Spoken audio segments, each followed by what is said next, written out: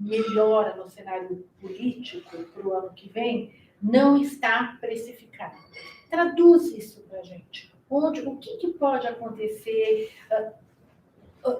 Onde que daí a gente poderia, para quem tem aquela perspectiva mais positiva, mais otimista em relação a isso, como é que ela pode se posicionar para tentar tirar um pouquinho de proveito disso?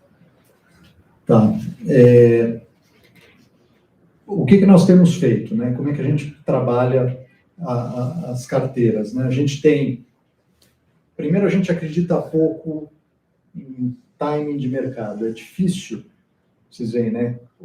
A bolsa cai 10%, sobe 10% em 2, 3 semanas, né? É muito difícil a gente achar que compra, vende.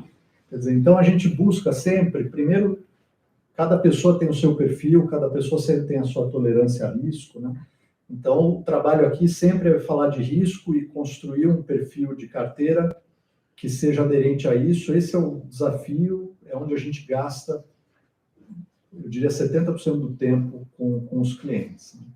E aí, uma vez feito isso, o nosso ponto de referência, quer dizer, o ponto de conforto não é ficar no caixa, né, no CDI, é ficar nos pontos de referência da alocação. Então, como isso se traduz na prática, né? Por exemplo, a gente teve uma queda de 15% da bolsa esse ano. Então, imagina que tem uma carteira, uma pessoa que tem um perfil estratégico, né, uma política de investimentos que tem um ponto de referência estrutural de 10% de bolsa. Então, imagina que ela começou o ano com 10% de bolsa. Vai ter 8,5%, né, porque caiu 15%. O que nós estamos fazendo? Nós estamos recompondo. Então, o que nós fizemos nesses últimos 3 meses? Nós recompusemos as posições, e isso significa dizer que, para qualquer perfil de risco, nós não estamos subinvestidos em ativos brasileiros. Nós fomos aproveitando essa queda de mercado para recompor as alocações e voltar a este ponto de referência. Não é uma postura aventureira, né, mas é simplesmente, de novo, em relação aos preços, a gente teve uma queda muito grande. Em todos os exercícios que a gente faz, a gente vê, por exemplo, na renda fixa, se o Banco Central domar a inflação, que vai, né, é uma questão de tempo, mas ele vai.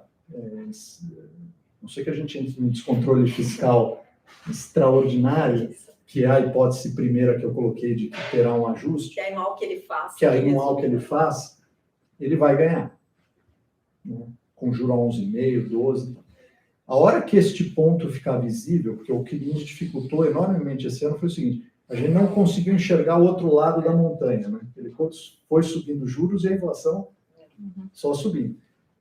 A hora que a inflação der um sinal de estabilização e o ponto em que ele parar de subir ficar claro, que eu acho que está ficando um pouco mais claro nas últimas semanas, aí todo esse risco, esse prêmio, né, essa insegurança que foi colocada na curva de juros de longo prazo, ela tende a diminuir. E aí, nesse momento, você tem um ganho de capital, né? Então, por exemplo, na renda fixa, só para dar uma referência para vocês, a gente tem os papéis que a gente gosta muito, que são os papéis indexados à inflação, as NTNBs, acho que vocês devem ter ouvido falar. São papéis que pagam inflação, IPCA mais X, né? Hoje é 5%, em média. Grosso modo, a nossa carteira aí tem um prazo de 8 anos. O juro real que a gente estima no Brasil como estrutural é perto de 3,5%. Tem um grau de incerteza grande aí.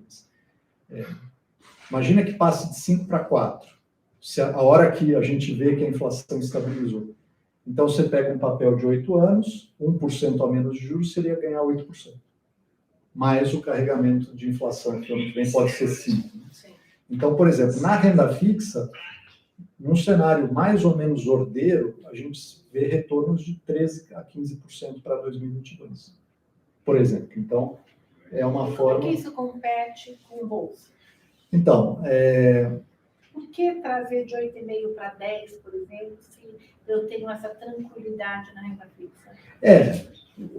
Por isso que a bolsa também caiu muito, né? Porque ficou mais confortável ter renda fixa, né? Se a gente olha o começo do ano, A gente era bombardeado com essa ideia que a renda fixa nunca mais, e agora tem que ser bolsa. Mas se a gente olha os preços de bolsa, hoje, a gente tem um retorno esperado 6 pontos acima dessa renda fixa. Quer dizer, então, estamos falando de retornos de bolsa aí, no cenário base, em torno de 20%, com um risco bem maior. Por isso que aí depende do perfil de cada um, né? Mas, em geral, a nossa visão, de novo, é positiva nesse aspecto. E aí, o desafio eu diria, ter a frieza de olhar um pouco além, né? Porque este é um ano muito ruim, não tem dúvida, as nossas carteiras estão abaixo da inflação, as carteiras mais conservadoras estão até bem, estão acima do CDI, que não é uma grande vitória, né? Simplesmente ok, mas o que a gente tem conversado mostrando para os clientes quais são os juros reais prospectivos, quanto tem de expectativa de retorno em bolsa, considerando os lucros que a gente espera, nos preços atuais, a gente vê retornos bons também. Então, o desafio é reverter de volta para os pontos de longo prazo das políticas de investimento. É assim que a gente busca trabalhar. E com um horizonte de 5 anos. Né? Claro, a gente faz os exercícios olhando 12 meses, né? Porque sempre é o que, talvez, a nossa capacidade de tolerar, né, uma perda, uma marcação para baixo, ela não é de 5 anos, ela é de 12 meses. Então, a gente usa esses exercícios de 12 meses para nos dar o viés.